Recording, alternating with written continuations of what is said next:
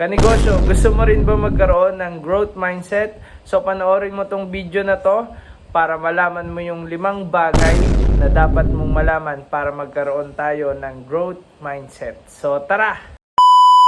So ayun, magandang araw ulit kanegosyo at andito na naman ang inyong kanegosyo Harold. At ang pag-uusapan po natin ay yung 5 bagay na dapat nating malaman para magkaroon tayo ng growth mindset. So tara, samahan niyo po ako. So pero bago tayo magsimula dun sa 5 bagay na yun na dapat nyong malaman, syempre kailangan nyo munang maintindihan na ang pagkakaroon ng growth mindset ay personal siya. Ang pagkakaroon ng growth mindset ay internal siya. Ito ay about sa inyong personality. Ito ay about sa inyong character. So hindi siya bagay na maibibigay ko lang sa inyo, hindi siya bagay na maililipat lang sa inyo. Siya ay bagay na idinidevelop sa ating mga sarili. At ito, kapag dinidevelop, pag hinuhubog ang ating sarili, hindi to madaling proseso. So hindi to isang araw lang ay ganun ka na, isang linggo o isang buwan, isang taon. So hindi po siya ganun. Siya ay continuous process. Ang pagkakaroon ng growth mindset ay continuous process. Habang nabubuhay tayo, dapat alam natin na habang nabubuhay tayo, dapat ay continuous nating dinedevelop yung pagkakaroon ng growth mindset sa ating mga sarili. So ngayon, punta na po tayo dun sa unang bagay na dapat mong malaman para magkaroon tayo ng growth mindset. Syempre, number 1 is never stop learning. So bakit importante na patuloy tayo dapat nag-aaral? So habang nabubuhay tayo, magandang patuloy tayong nag-aaral at patuloy tayong natututo sa knowledge, wisdom, experiences, iba't ibang mga bagay. Kasi pag tumigil tayong mag-aral, ay titigil din yung ating pag-asenso at paglago. So kaya importante talaga na tayo ay patuloy na nag-aaral. So hindi ibig sabihin mag-aaral ka sa school, hindi ibig sabihin yung pag-aaral sa school. Ang ibig pong sabihin natin ay yung patuloy tayong nag-aaral, nag-grow sa iba't ibang aspeto ng ating buhay. Lalong-lalo na dun sa mga special area na ginagalawan mo. So ano ba yung mga ways para ano ba yung mga practices ko na ginagawa para lagi akong continuous na natututo. So unang bagay na mahalaga na nakikita ko sa akin na lagi ako nag-i-invest para makabili ng libro. So sa Shopee, sa National Bookstore, sa Book for Less, sa Book Sale, so sa iba't ibang store naghahanap ako ng mga books na makakatulong sa akin. Sa lalong-lalo na sa mga area na ginagawa ko sa engineering, sa business, sa teaching, kasi yun yung mga area na aking ginagalawan. So lagi po ako naghahanap ng mga books na makakatulong sa akin. So at as much as possible sa isang buwan makabasa ako ng at least isa o minsan dalawa. So pag sa isang taon na yon, sa isang buwan isa o dalawa, sa isang taon at least 12, so medyo madami-dami na rin po yon. So ayun po, isang ginagawa ko para makapag continuous yung aking pagkatuto. Pangalawa, syempre, matututo tayo through trainings, sa mga YouTube videos, sa mga trainings. Mayroong mga paid training, syempre, maganda po yung pag may bayad, maganda po yung quality nun. Meron din naman tayo makukuha ng mga free trainings, dapat resourceful lang talaga tayo. Maraming mga nag-open na free training. Ako po isa yun sa lagi kong ginagawa. So, naghahanap po ako ng mga free training courses, lalong-lalo na about sa mga digital. Kasi ang technology po, napakabilis magbago. So, patuloy po ako nag-aaral sa mga tools na maaari kong gamitin sa pagnenegosyo, sa trabaho. So, yun po, naghahanap ako ng mga free trainings. So, minsan naman, yung mga may bayad din, minsan na-try ko sa Coursera, nagbayad ako dun 700 a month, tapos 3 months yung inaral kong course dun about basic ng data analytics. So, maganda po siya, maganda naman. May bayad pero sulit naman yung bayad mo dun at talagang may matututunan ka. So, at kumbaga may madadagdag sa iyong mga kaalaman. So, ngayon kapag ikaw ay nagtrabaho, nagdesisyon, mas improve ka na compare dati. So, ano pa, always, sa community, sa mga kaibigan mo, sa mga kapwa mo negosyante, sa mga kapwa mo engineer, kapwa mo teachers, kapwa mo vloggers. So marami kang matututunan po sa kanila, lalong-lalo na yung mga mayroong mga experiences. So marami po silang mai-share sa iyo. So at sa akin na mas nakikita ko nga, mas madali ka pa nga matututo dun sa mga taong specialty na yon dahil meron silang experiences na ma-share sa iyo compare sa pagbabasa mo ng book. So mas mabilis kang matuto dun sa kapag meron kang community, meron kang kaibigan na nakakausap, na nakakapagtanong ka, na i-share sa iyo yung mga experiences nila. So, continuous yung pagkatuto natin. So, ilan yan sa mga practices po na ginagawa ko para meron tayong continuous learning. Habang nabubuhay po tayo, maganda patuloy ang ating pagkatuto kasi habang natututo tayo, patuloy ang ating pag-asenso at paglago. So, pangalawang bagay naman tayo, see problems as opportunity. So, sa buhay po, napakaraming problema. Sa buhay po, marami kayong ma-observe na problema. Pero, ang maganda po doon tungkol dito sa problema, pwede nyo makita yung mga problema as opportunities. Opportunity to grow, opportunity to learn, and opportunity to earn. So, tama po yung narinig nyo. Yung problema ay dyan din manggagaling yung opportunity to earn. Kasi kung mapapansin nyo po, most of the businesses, bakit ba sila nagkaroon ng business? Bakit ba nila nabuo yung system nila? Nagsimula po yun dun sa problema, sa mga pain points, sa mga needs ng mga tao. So, they try to solve it, they try to do work para ma-provide yung mga needs, yung mga pain points, yung mga problems ng tao. And, syempre, bilang kapalit, yung kanilang mga clients, mga customers, they are willing to pay for their solutions na na-provide nila. So, kaya kumikita sila, kaya nagkakaroon sila ng business.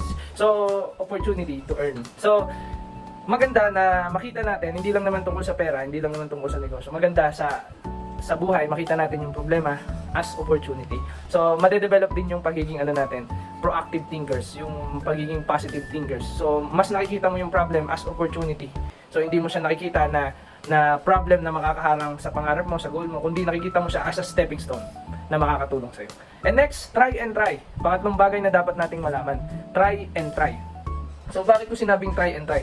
Kasi sa buhay, as my experience, hindi naman po ako sobrang lawak ng experience sa pagnenegosyo. Aspiring business man pa rin ako, nandun pa rin ako sa level na nagsisimula pa lang. So, hindi pa ako successful at my age.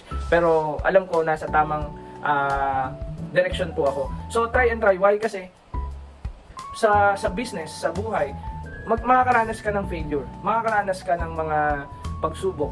At minsan mabibigo ka. Pero huwag kang panghihinaan ng loob. Kasi yung mga failures na yan, sabi ko nga, ay magandang stepping stone yan to improve yourself. Yung failure, ibig sabihin, naglakas ka ng loob, sinubukan mo, sumablay ka, nagkaroon ka ng failure. Pero hindi doon natatapos yung storya. Meron kang natutunan doon sa failure na yun, at yan yung golden nugget na tinatawag natin. Yan yung pinakamahalagang bagay na makukuha natin doon, yung experiences na naranasan mo at natutunan mo doon sa failure na yun, doon sa attempt mo na yun. So kaya hindi ka talaga failure. Sumubok ka, nag-fail ka lang, pero hindi pa tapos ang storya. Mas marami ka pang pwedeng gawin dahil ngayon may natutunan ka na. At hindi lang isang beses yung mararanasan yan, lalo na sa pagnenegosyo. Possible na ilang ulit, ilang failure ang mararanasan nyo bago nyo ma-achieve yung goal nyo. Pero huwag kayong panghihinaan ng loob. Sabi ko nga, try and try. At dyan, along the way sa process na yan, nade-develop yung inyong mga sarili. Nagkakaroon kayo ng growth mindset. Kasi continuous kang sumusubok, continuous kang natututo, continuous kang nag-i-improve, at continuous kang mas nagiging wiser sa mga decisions mo. So, try and try. Mahalaga po yun. Try and try. So, pag di kasi tayo umaksyon, ay lilipas ang oras, sayang ang panahon. So, try and try.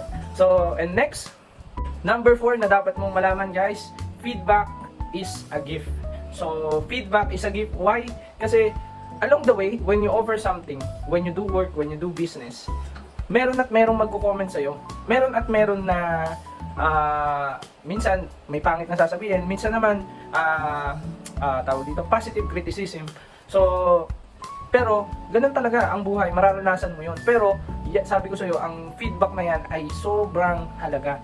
Sobrang halaga niyan. Why? Kasi diyan ka magsisimula kung ano yung dapat mong improve sa iyong sarili, sa iyong negosyo, sa iyong trabaho. Diyan sa feedback na 'yan. So, importante yung feedback. Yan yung na-observe sa iyo ng mga taong nakakaranas ng businesses mo, ng service mo. Kaya naman masasabi mo na reliable 'yon kasi sila mismo yung naka-experience ng service na ino-offer mo. Kaya ngayon, yung mga bagay na yun na kinoment nila sa'yo na dapat mong i-improve, yan yung dapat i-prioritize mong i-work out. Kasi, pag na-meet, another problem yan eh. Pag na-solve mo yung problem na yan, mas mag-i-improve yung quality ng business mo, yung quality ng services na ino-offer mo. So, feedback is a gift. So, ganun din sa ating personality. Minsan, meron tayong mga flaws talaga. Natural naman na may flaws tayo. Kaya nga, sabi ko, ang learning process, lifetime yan eh. Continuous tayong natututo dapat. So, marami pa kasi tayo dapat ayusin sa ating personality. So, feedback is a gift. So, yung mga comments sa atin, mga feedback sa atin, napakahalaga po yan. Kung pwede nga, kayo mismo ang kumuha ng feedback. Kung ayaw nila kayong feedbackan, kayo mismo magtanong sa mga tao na sa paligid nyo. Hingin nyo sila ng feedback mula sa kanila. So, feedback tungkol sa inyo, sa inyong services. So, para alam mo kung saan ka magsisimula o saan ka, ano yung dapat mong i-improve pa sa iyong sarili at sa iyong services na ino-offer. And lastly, number 5 na panglimang bagay na dapat mong malaman para magkaroon ng growth mindset ay seek mentors. So napakahalaga po na mag-seek tayo ng mentors. Meaning, yung ating teacher, coach, yung mga immediate supervisor natin sa ating trabaho, yung mga negosyanteng experience na kumbaga nandun na sila sa gino-goal mo. So yung mga tao na successful na sa katulad ng ginagawa mo. So maganda sila yung isik mong mentors. So importante na may mentor tayo kasi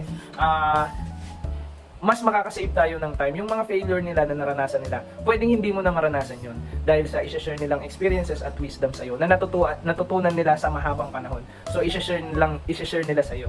So ano pa, from time to time, na-check mo kung tama ba yung mga galaw mo o yung mga decision making mo. Nakakapagtanong ka. Iba yung meron kang nalalapitan, nakakapag-consult ka, nakakapag-seek ka ng advice kung tama ba yung decision making na ginagawa mo. So napakahalaga na may mentor. So hindi na minsan syempre may mga mentors na nag-o-offer ng mentoring, may bayad. Kung kaya mo naman, kung able naman, pwede. Pero kung nagsisimula ka pa lang, pwede ka magsimula sa yung mga nag-share ng video sa YouTube. Ako ang isa sa lagi kong pinapanood si Chinkitan kasi masayahin siya tapos marami talaga siya na-share. Marami siyang mga bagay na na-share sa tao. At ako mismo, ang dami ko natutunan sa kanya. Tapos syempre, may mga ganun din naman, may kapatid ako nagnenegosyo din, yung aking kuya. So mas experience na siya, so nakakapagtanong din ako sa kanya. So yung mga magulang mo, so ang mga magulang mo, may experiences yun sa trabaho, napakahaba ng experiences yun sa trabaho. At kilala, yan yung mga malapit na taong kilala ka eh. So maganda yung magiging maipapayo nila sa'yo. Yung pagbabasa ng book, so marami ka rin matututunan sa kanila eh. Kasi yung mga life experiences nila, isinusulat nila doon sa libro. So yung mga bagay na naranasan nila, mababasa mo sa libro, isinasummarize nila din yung mga experiences, yung mga golden nugget na naipon nila sa experiences nila sa buhay. Kaya pansin nyo, pag nagbabasa kayo ng libro, mas lumalawak na yung isip nyo. Kasi ang nababasa nyo doon, ilang taong experiences ng author, isinulat niya doon sa book na yun. So, lalawak yung isip nyo talaga kapag nagbabasa kayo ng libro. So, pwedeng ganon yung way nyo to seek mentors. Pero as much as possible, mas maganda meron kayong mentor na talagang na-check nyo yung accountability. So, kumbaga parang yung every time na monitor ka na-check ka niya, nakakamusta ka niya, kayo, parang magkaibigan yung relationship mo. Pero, siya yung nagiging siya yung nagiging coach mo, siya yung nagiging advisor mo, siya yung nagiging consultant mo para matulungan ka sa personality mo at dun sa business mo, sa business system mo at dun sa mga services na ino-offer mo. So, seek mentors, napakahalaga po to seek mentors para marami tayong masasave na time at marami tayong imbis na possible na magkaroon tayo ng failure, baka maiwasan natin. So, mas less resources ang kakailanganin natin. So, mahalaga po ang pagkakaroon ng mentor. So, yan po yung 5 bagay na dapat po nating malaman, na dapat po nating matutunan at patuloy po yan, everyday po, i-practice po natin yan habang nabubuhay po tayo. Palagi po natin yung i-apply sa ating buhay. Habang nabubuhay tayo, continuous na to seek and to develop yourself na magkaroon ng growth mindset. So, and that is one of the powerful principle na natutunan ko, principle in psychology na natutunan ko, yung pagkakaroon ng growth mindset. So, kung nagustuhan mo tong video na to, pa-like naman guys ang ating video dito sa YouTube. Pa-subscribe naman po ng ating YouTube channel at pwede nyo po itong i-share sa mga taong concern ka na gusto mo ring matutunan to. At ganoon din sa ating mga Facebook viewers, paki-follow naman po ng ating Facebook page at i-share nyo na din po ito sa inyong mga friends. At comment lang kayo guys kung ano yung mga pwede pa nating i-improve at sa susunod na mga videos na i-upload natin. At kung ano pa yung mga suggestion nyo na gusto nyong topic na pag-usapan natin. Basta tungkol sa negosyo, tungkol sa personality, sa character. So comment lang kayo sa ating comment box. At ayun guys, salamat po. Salamat mga kanegosyo sa inyong pagsama sa ating video. At kita-kita po ulit tayo sa ating susunod na video. So patuloy po tayong matuto para patuloy ang pag-asenso at paglago. So God bless guys.